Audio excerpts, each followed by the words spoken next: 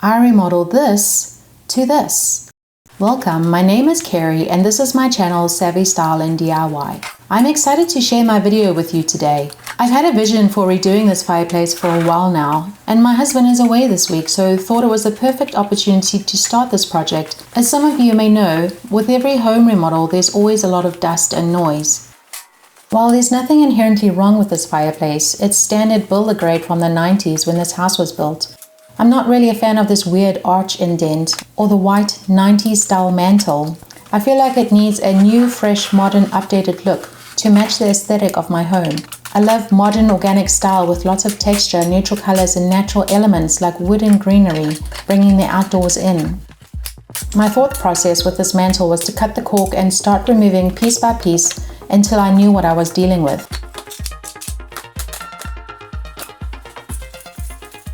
I measured where the existing mantle was, as I wanted to replace it with another mantle and thought to keep it at the same height. So I'm using a hammer and mason chisel to chip away at every brick. It was a long and tedious process, and I actually managed to hit one of my knuckles with a hammer, which was not pleasant. I don't advise doing that. I was very careful after that.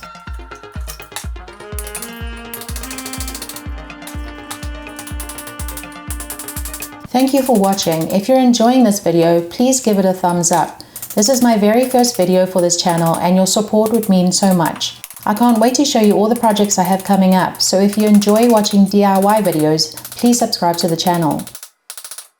Once I remove the mantle and all the brick, my plan is to add a veneer brick I bought from Home Depot. It's called the Old Chicago Coney brick. As with every DIY project, I'll end up going to Home Depot at least 3 times. I'm sure this time will be no different, as I always seem to forget something.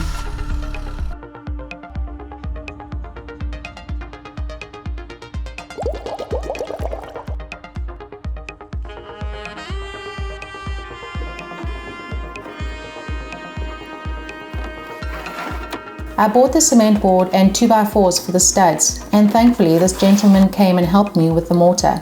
This mortar is ridiculously heavy, so I would recommend you bring someone with muscles to help you, if you have one of them. Mine was away. Here at home I'm taking everything out, including the mortar.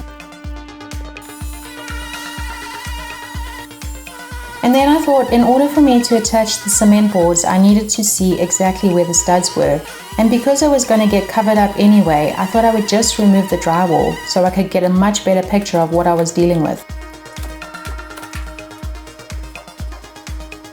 So I cut it in small bits, but really, I should have cut the thing in one go because it made so much dust.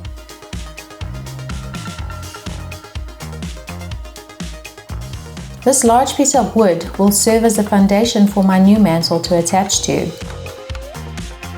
For the cement boards to lay flush with the existing brick, the studs need to be extended out by 4 inches, so I'm attaching these 2x4s to the original studs.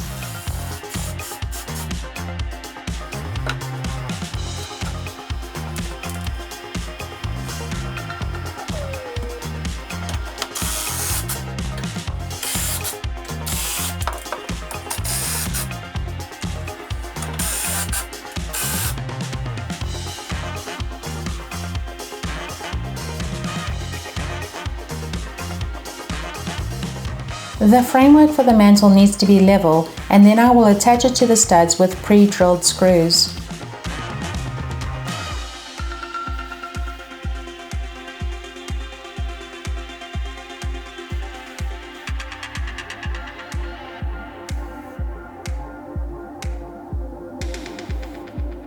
So the next task I had to do was attach the cement boards to the studs. Before I attached the cement boards, I used a laser level to get an exact line for the cement board to line up with. The cement board is rather heavy, and because I was missing my muscle, I had to figure out a way to do this on my own. Besides having to lift this heavy cement board, I had to try and bring my drill with me, and I had no belt to hook it onto. I like to think that I'm very resourceful, so I used my head, my legs, my arms, anything available to try and get this up. It was not an easy task, but I succeeded. No muscle necessary. It took a little time as I wanted to line it up perfectly with the laser line I'd marked before.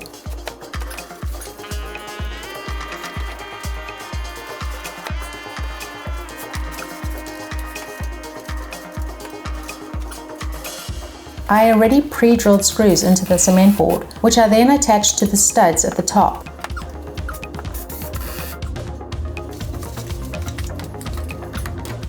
I'm checking my work to see if it's all lined up correctly, and of course it was, so I continue to drill all the screws into the studs.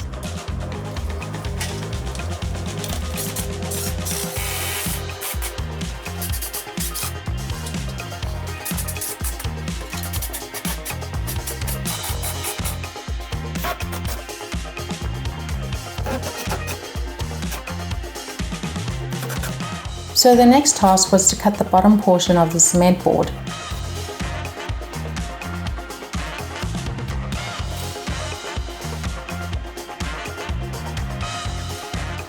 I measured it out and cut it with a jigsaw using a carbon blade. This was actually easier than I thought it would be. And I like to clean as I go, so I don't have so much cleaning to do after the project is done. This second cement board was much lighter and easier to work with. I made sure it was level and drilled it in.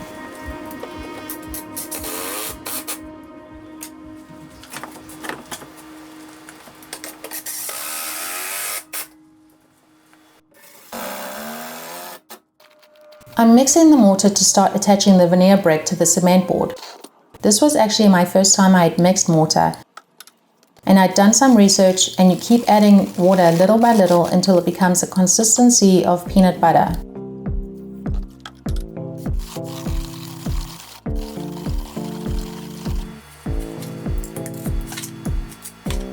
I'm adding the mortar to the first piece of brick, which I'll attach with a 1/2 inch gap between each brick for the grout. I realized this is a large gap for grout, but this is the look I was going for. And to make sure everything is level, I have my laser out. We bought this house 6 years ago, and over the years I've done various DIY projects on our home. With each project I take on, my skills and confidence seem to grow and inspire me to take on larger projects, like this fireplace makeover. I want to take a moment to emphasize the importance of personal research. I am not a professional, and each project I undertake is based on my own research and experience. I want to encourage you to explore your own DIY projects and to do your own research.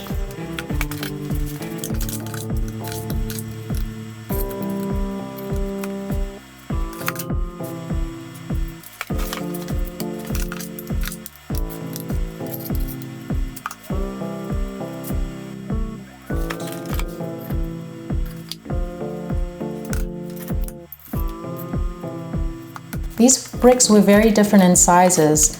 With this last piece, I found one that fit the space a little better.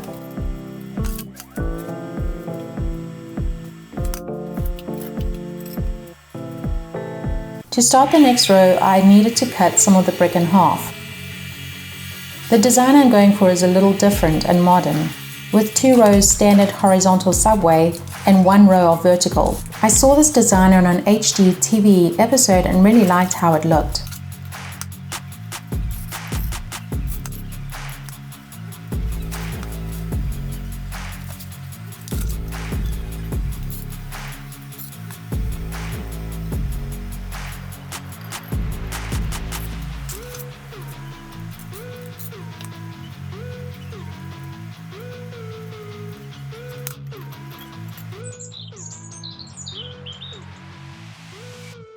The next morning I started early because I wanted to finish installing the brick. However, I underestimated how long this would take and only landed up finishing the following day. I'm going to add a wooden mantle on top of this 4x6 framework, and I want it flush with the walls on the side. So I used this 3/4 piece of wood to help me align the first row of veneer brick. You'll see what I mean when it's done.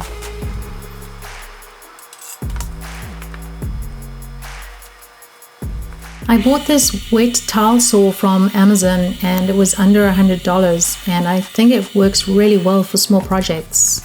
I'll leave a link down below in the description, along with all the other links for the products that I've used.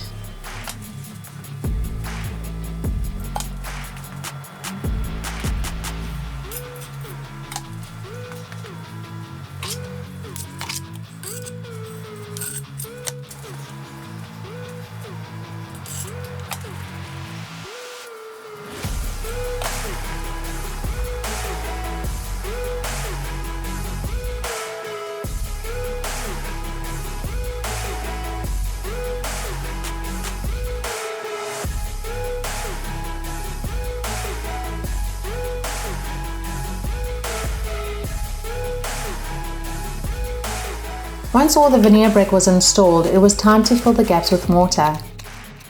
You can use grout, but I decided to go with this white premium mortar, which actually worked really well. It's the same principle as before. Keep adding little bits of water until you get the right consistency.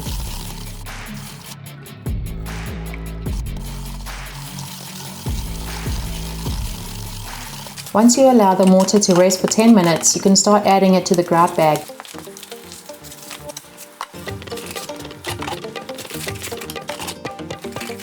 I would make small batches so the mortar would not dry in between. The method of applying the mortar is to twist and squeeze the bag, which gave my arms a good workout.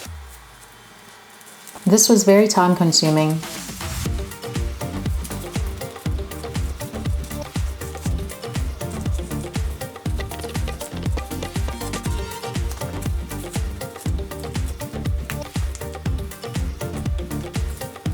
Once I let the mortar dry for 30 minutes, I took a wet sponge and pushed the mortar to fill the space in between each brick. However, because there's such a large half-inch gap, it would need a second layer.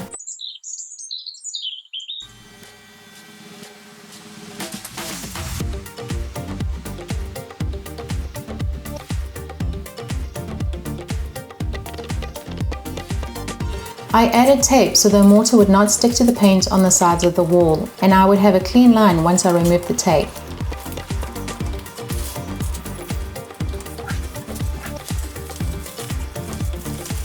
The bag got pretty messy. This was quite a muddy job. I kept a bucket of water next to me so I could wash my gloves and keep the mess to a minimum.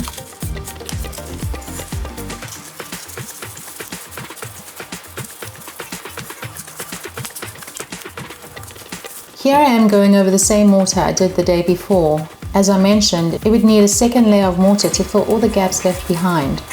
So I found it was better to overfill than underfill.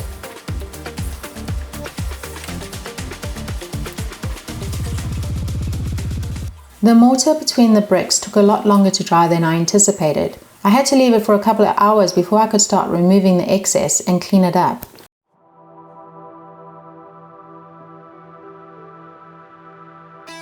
I used this wooden stick to scrape off the excess mortar.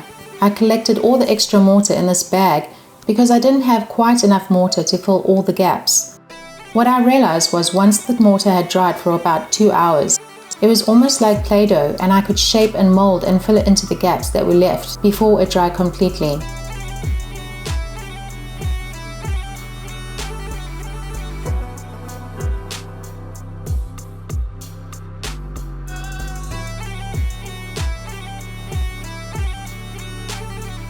Once I had scraped all the excess mortar, I used a wet sponge to smooth it out, which made it look so much better and more like it was supposed to look.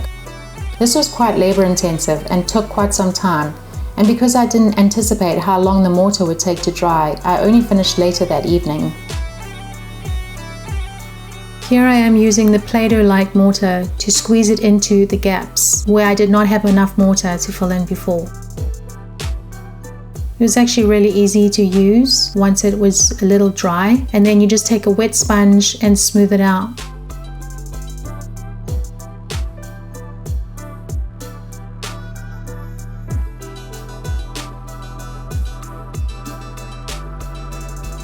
I scraped off any extra mortar left on the brick.